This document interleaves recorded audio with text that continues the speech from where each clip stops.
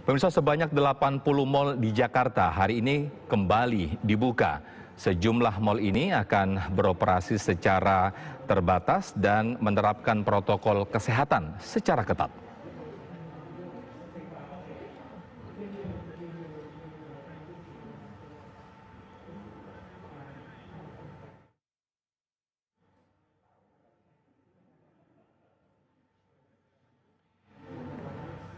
Baik, berikutnya saya akan tersambung dan sudah tersambung mengenai bagaimana atau seperti apa penerapan protokol kesehatan di sejumlah mal yang kembali dibuka hari ini di Jakarta.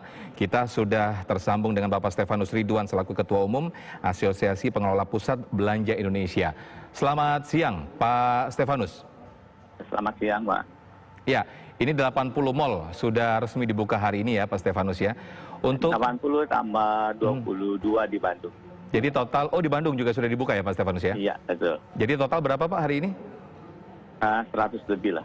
100 lebih ya di Jakarta dan juga di Bandung.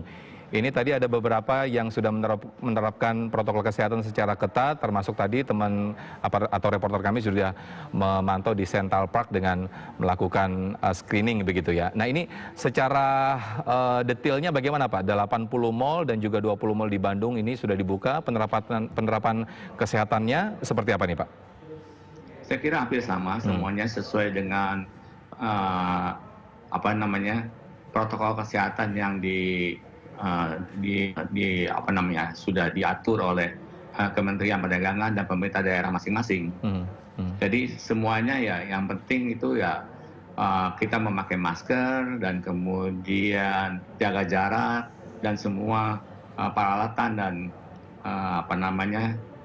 barang-barang yang akan disentuh itu harus disanitasi dulu. Ada beberapa mal yang mungkin sudah mempunyai fasilitas ataupun alat seperti screening begitu Pak ya untuk pengunjung yang ingin masuk ke mal, misalnya Termogan dan lain sebagainya. Mungkin seandainya ada beberapa mal dari 80 mal tersebut yang belum mempunyai fasilitas tersebut, bagaimana nih Pak? Saya kira yang standarnya yang basic semua sudah ada. Sebab ini kan sudah lama juga ya, itu sudah hampir 3 bulan kita melakukan itu. Alatnya sudah ada, semuanya sudah ada, cuman ada beberapa mal yang menggunakan peralatan canggih yang lebih futuristik, misalnya contohnya tombol lift yang tanpa sentuh, kemudian juga pintu masuk menggunakan QR code sehingga langsung bisa tahu jumlah orang yang masuk dan yang keluar, begitu juga tahu bahwa di dalam harus ngapain aja. Sebab mereka lihat dengan QR code itu ada program yang masuk ke handphonenya masing-masing dan itu ada petunjuk bagaimana menjalankan belanja di pusat belanja dengan aman. Iya, selain hand sanitizer dan juga Termogan, standar minimal apa aja sih Pak? Kita di dalam juga memberikan jalur pejalan kaki supaya jalan kaki yang maju dan yang ke arah kita tidak berpapasan, dari masing-masing ada arahnya. Dan kemudian juga kita lihat stiker-stiker yang untuk jaga jarak, di eskalator juga sama begitu, di lift juga kita sudah memberikan tanda di mana dia harus berdiri.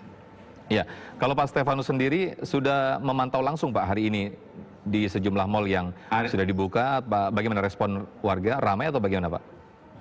Saya kira ramai dan orang juga mulai mengerti, cuman memang awal-awal masih diajari bagaimana nge-scan dari barcode itu, QR code, tapi andai kata dia tidak mempunyai handphone yang bisa nge-scan QR code, mereka juga nggak apa-apa langsung masuk, tapi security sudah langsung menginput bahwa dia ada satu orang yang masuk.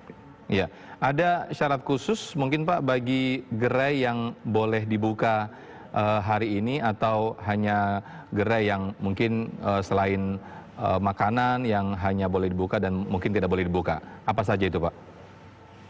Jadi yang belum boleh dibuka itu bioskop, kemudian spa, tempat gym, tempat bermain anak, itu belum kita buka. Juga ada misalnya ada tempat yang ada tempat kursusnya itu juga kita belum buka.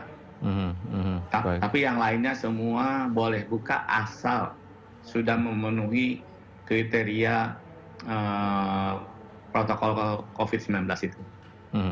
Tapi sampai sejauh ini Pak, dari 80 mal yang sudah dibuka di Jakarta, adakah ditemukan kasus mungkin dari pengunjung yang suhu badannya di atas 36, atau mungkin kasus-kasus yang mungkin pengunjung akhirnya tidak boleh masuk di dalam mal itu Pak?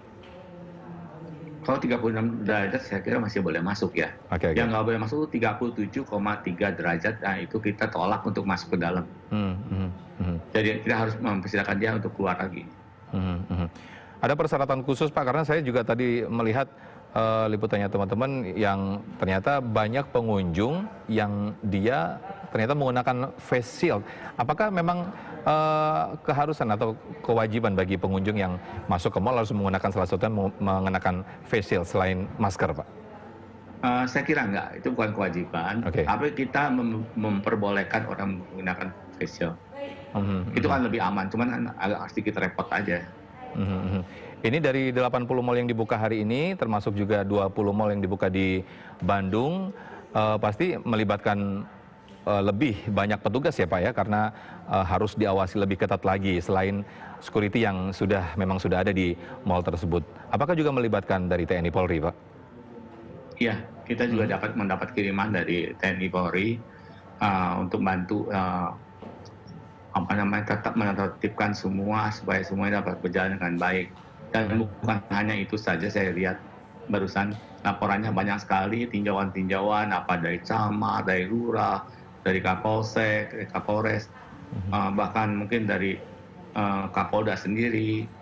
Jadi semua turun tangan di sana. Bahkan ada juga wakil-wakil rakyat kita datang ke sana untuk meninjau. Jadi saya kira semua orang ninjau datang beramai-ramai untuk memastikan bahwa itu benar-benar aman. Saya kira itu bagus juga lah. Saya konfirmasi lagi, 20 mal yang dibuka tadi untuk Bandung atau Jawa Barat secara luas Pak? Itu untuk Bandung ya, 22 mal. Bandung, ada laporan khusus atau tersendiri Pak dari 20 mal di Bandung itu? Belum. Nah, mungkin dalam hari-hari ini kita akan coba dengar beritanya seperti apa. Oke. Baik, jadi saya konfirmasi lagi, saya ulangi lagi bahwa sejumlah tempat yang belum bisa dibuka, bioskop dan juga tempat main anak-anak ya Pak ya? Iya, sama spa juga belum. Spa juga belum. Baik. Pak Stefanus Ridwan, terima kasih atas waktunya. Selaku Ketua Umum Asosiasi Pengelola Pusat Belanja Indonesia. Selamat siang.